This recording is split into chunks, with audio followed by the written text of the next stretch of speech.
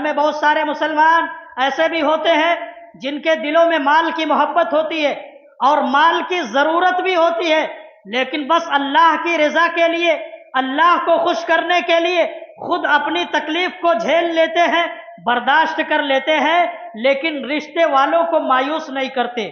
قرابت داروں کی مدد کرتے ہیں، مصیبت کے وقت میں، تکلیف کے وقت میں ان کا تعاون کرتے ہیں۔ اللہ نے فرمایا کہ یہی اصل نیکی ہے، وَآتَ الْمَالَ عَلَى حُبِّهِ ذَوِي الْقُرْبَى وَالْيَتَامَى۔ اللہ رب العالمین نے فرمایا اصل نیکی تو یہی ہے، مال کی محبت اور ضرورت ہونے کے باوجود آدمی اگر قرابت داروں کو دیتا ہے، رشتہ داروں کو دیتا، تو یہ اصل نیکی ہے۔ اسی طریقے سے اللہ نے فرمایا ان اللہ یامر بالعدل والاحسان وایتاء ذی القربى، اللہ تمہیں انصاف کا، عدل کا حکم دیتا ہے، حسن سلوک کا حکم دیتا ہے، وایتاء ذی القربى، اور اللہ قرابت داروں کو دینے کا حکم دیتا ہے۔ ہم میں سے بہت سارے لوگوں کو اللہ نے مال و دولت سے نوازا ہے، اللہ تبارک و تعالیٰ نے ان کو اہل ثروت بنایا ہے، ایسے لوگوں کی ذمہ داری بنتی ہے کہ ان کے تعلقات میں، ان کے رشتہ داروں میں جو لوگ ہوں ان کے اوپر خرچ کیا جائے، ان کا تعاون کیا جائے، مصیبت کے وقت میں ایسے لوگوں کا ساتھ دیا جائے۔ افسوس ہوتا ہے بہت سارے مسلمانوں کا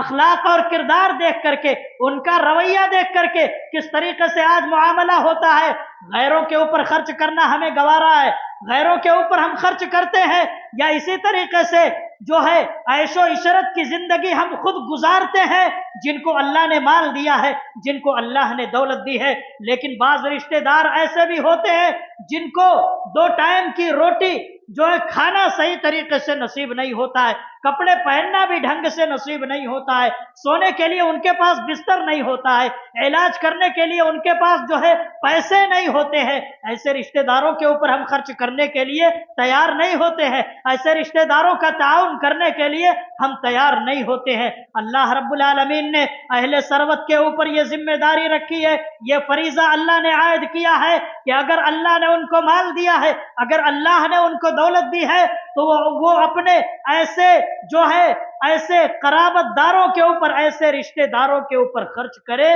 جن کو ان کے خرچ کی ضرورت ہوتی ہے۔ اسی طریقے سے ایک چیز اور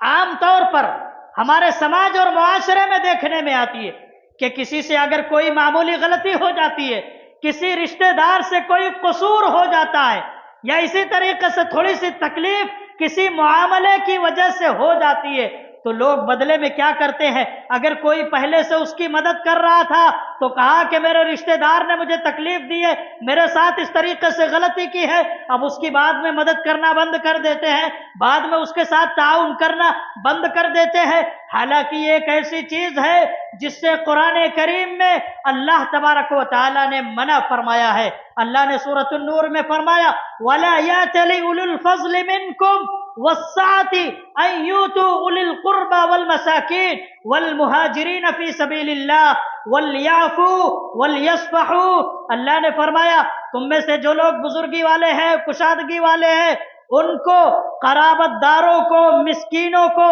اور اللہ کے راستے میں ہجرت کرنے والوں کو دینے سے قسم نہیں کھانی چاہیے، قسم نہیں کھانی چاہیے کہ اب ہم ان کو کچھ نہیں دیں گے۔ اللہ نے فرمایا وَلْيَعْفُوا وَلْيَصْفَحُوا، انہیں معافی سے کام لینا چاہیے، وَلْيَصْفَحُوا، ان کو درگزر کر دینا چاہیے۔ أَلَا تُحِبُّونَ أَن يَغْفِرَ اللَّهُ لَكُمْ وَاللَّهُ غَفُورٌ رَحِيمٌ، کیا تم یہ نہیں چاہتے ہو کہ اللہ تمہیں معاف فرما دے؟ یقیناً اللہ بخشنے والا اور رحم کرنے والا ہے۔ اس آیت سے یہ چیز بھی معلوم ہوتی ہے کہ اس طریقے سے رشتہ داریوں کو جو لوگ نبھاتے ہیں اور مشکل وقت میں رشتہ داروں کا جو لوگ تعاون کرتے ہیں، ایسے لوگوں کے گناہ کو اللہ رب العالمین معاف فرماتا ہے، اور ایسے لوگوں کے عمل سے اللہ رب العالمین راضی ہوتا ہے، اللہ رب العالمین خوش ہوتا ہے۔ ایک شخص اللہ کے نبی صلی اللہ علیہ وسلم کے پاس آیا اور کہا اللہ کے نبی صلی اللہ علیہ وسلم مجھے ایسے عمل کے بارے میں بتلائیے اللہ کے نبی جو عمل مجھے جنت میں داخل کر دے۔ اللہ کے نبی صلی اللہ علیہ وسلم نے فرمایا تعبدullah ولا تشرک به شیئا، تم اللہ کی عبادت کرو، اللہ کے ساتھ کسی کو شریک نہ کرو، وتقیم الصلاۃ، نماز قائم کرو، وتؤتی الزکاۃ، زکوٰۃ کی ادائیگی کرو، وتصل الرحم، صلہ رحمی کرو۔